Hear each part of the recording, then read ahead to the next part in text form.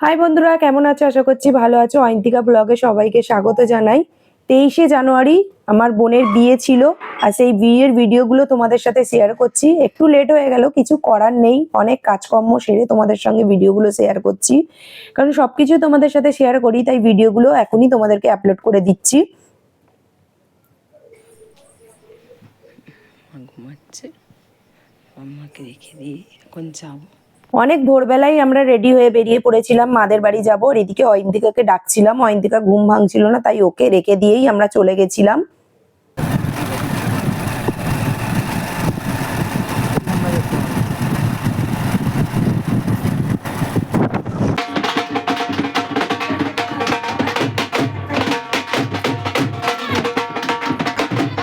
তোমরা হয়তো বলতেই পারো অয়ন্তিকা ঘরে একা রেখে দিয়ে তোমরা চলে গেছো, কিন্তু না, ও ছিল ঠাকুমার কাছে।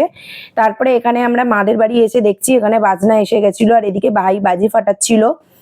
আর মাকে বলছিল বাজনাওয়ালারে যে তোমাদের কোনো কিছু প্রণামী দেওয়ার নিয়ম থাকলে তোমরা দিয়ে দিতে পারো। তা মা বললো কি দিতে হয় বলো। তা বলছে আমাদের তো দেয় চাল, আলু, পয়সা, এগুলোই দেয়। বলছে ঠিক আছে, তোমাদের যা নিয়ম তোমরা সেটাই করো। তারপরে বাজনাওয়ালাদেরকে প্রণামী দেওয়ার পর বাজনা বাজাচ্ছিল, আর এদিকে আমার বোনেরা নাচ করছিল।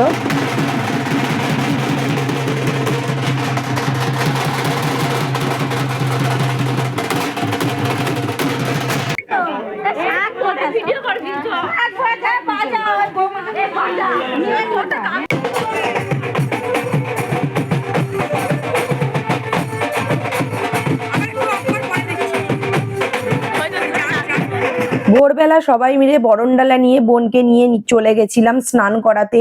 বোনের গায়ে হলুদ উঠবে, মানে ওই পুকুরে।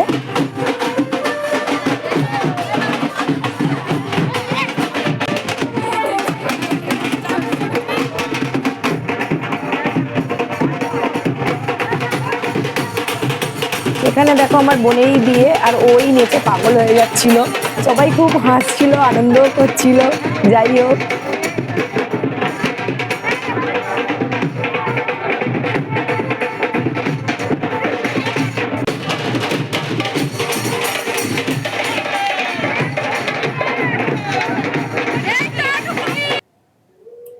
এখানে আমার মাকে জলে নামতে বলেছিল, কারণ মায়ের কি নিয়ম ছিল আমি অতটা ঠিক নিয়ম বুঝি না। বলেছিল যে এখানে গঙ্গা দেবীকে তোমার মানে কি বলে নিমন্ত্রণ করতে হয়। নিমন্ত্রণ করার জন্য মা এখানে গঙ্গা দেবীর এখানে প্রসাদ কোনো একটু বাতাসা এটে দিয়ে এগুলো প্রণামী দিয়ে তারপরে বিয়ের কাজকর্ম শুরু করবে। তাই সেই জন্য মা এগুলো প্রণামীগুলো দিচ্ছিল। দেওয়ার পর বললো যে ঠিক আছে তুই সবকিছু গুছিয়ে নে। আমার দিদিমা বলেছিল তুই সবকিছু গুছিয়ে নিয়ে তারপরে চান করে তারপরে পুজো দিবি বলে মা জলে লেবে গেছিল স্নান করার জন্য।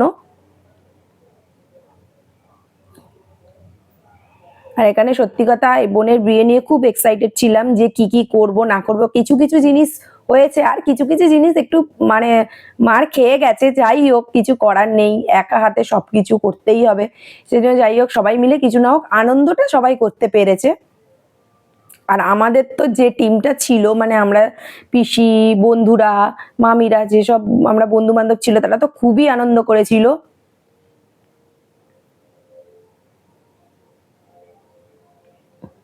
এই যে দেখো মা এখানে পুজো টুজো দিয়ে ধূপকাঠি দেখিয়ে দিচ্ছিল।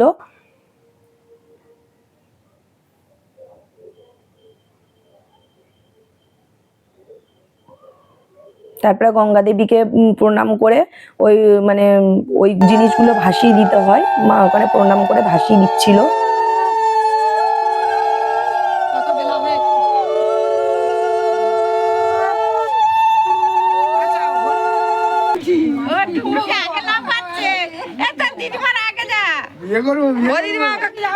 তারপরেই বোনকে নিয়ে জলে নেমে গেছিল দিদিমা স্নান করানোর জন্য।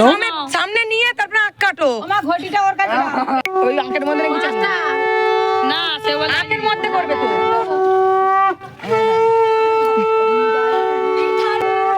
তুই জন্য দুটো ঘটি নিয়ে ডুব মার। এই ঘটি ভর্তি হয় যাতে ডুব মারবি। হ্যাঁ, ভর্তি করে জল নিবি, ভর্তি করে। কোথায় যাবি না ডুব মার, ওখানেই ডুব মার। বলে কোথায় যাবি না ডুব মার। হয়নি হয়নি হয়নি, ওই দে হয়নি।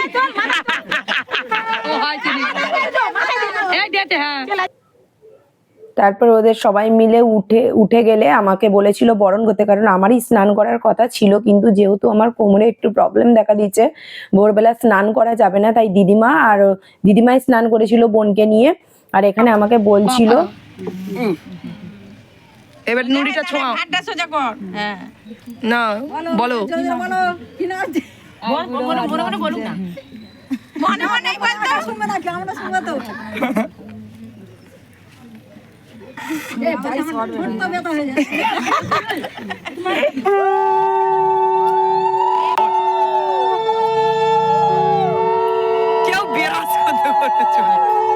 ওর আইবুড়ো ভাতটা নামিয়ে দিয়েছিল, তারপরে সবাই মিলে ওকে গায়ে হলুদ তুলছিল।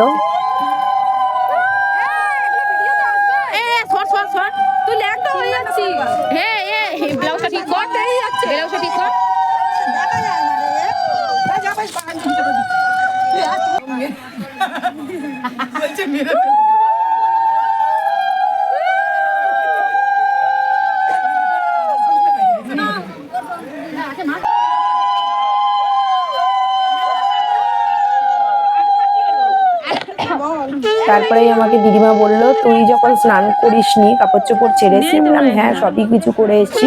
বলছে তাহলে তুই এবার বরণটা কর, কারণ তুই বড় দিদি, তুই বরণটা করে নে। তা বলে আমি এই বরণগুলো করছিলাম। প্রথমে সূর্যদেবকে বরণ করে নিলাম, তারপরে বোনের কাছে বোনের দিকে বরণ করব বলে ঘুরে গেছিলাম।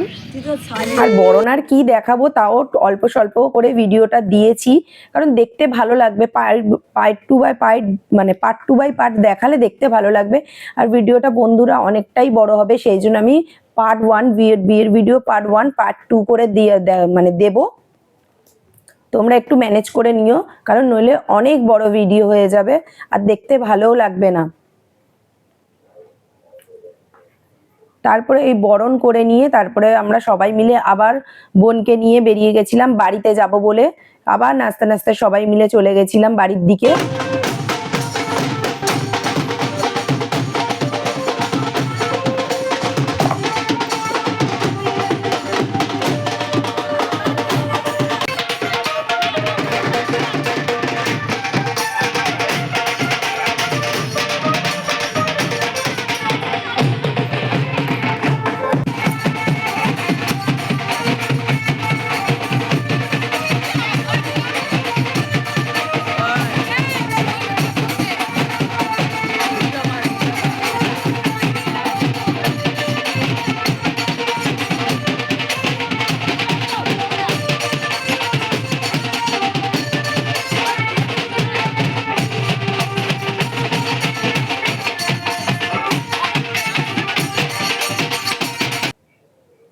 আমার বোনের বিয়েটা নিয়ে পাড়ার লোক সবাই এক্সাইটেড ছিল, মানে কখন বিয়েটা হবে, মানে সবাই মিলে আনন্দ করবে বলে, খুবই আনন্দ করবে বলে শুধু বলছিল কবে বিয়েটা আসবে। সবাই মিলে কেনাকাটা একসাথে সবকিছু, যাই হোক একসঙ্গে করেছি, আনন্দ করেছি। তারপরে বাড়িতে আসার পর এখানে বোনকে শাঁখা পরাচ্ছিল। তারপরে বোন এদিকে বলছে আমার খুব লাগে, এই সেই। যাই হোক ও বড়ই নিয়েছিল, তা সত্ত্বেও বলে না আমার খুব লাগে। যাই হোক ওর হাতটা একটু শক্ত মতো, সেই জন্য সবাই মিলে ওকে একটু পরিয়ে দিচ্ছিল, দিদিমা এদিকে মা। তারপরে আমার যে মাসির মেয়ে, মানে বড় মাসির মেয়ে, সে একটা নাকের দিয়েছিল সোনার, সেটা ওকে পরিয়ে দিয়েছিল। বললো যে আগেকার জিনিস খুলে দিতে হয়, নতুন জিনিস পরতে হয়। আইবুড়ো জিনিস সব খুলে দিয়ে এই নতুন নাকেরটা পরেছিল, বেশ ভালোই লাগছিল ওকে পরে। যাই হোক পরার পর বোনের বিয়ের জন্য যে ফ্ল্যাটটা ভাড়া নিয়েছিল সেখানে আমি একটু দেখতে গেছিলাম যে ডেকোরেশন কি করেছে না করেছে। তারপরে আমি স্নান টান করিনি বলে ঘরে আসছিলাম, তারপরে পিসিদেরকে টাটা করে চলে এসেছিলাম। ভিডিওটা কেমন লাগলো আশা করছি ভালো লাগলো।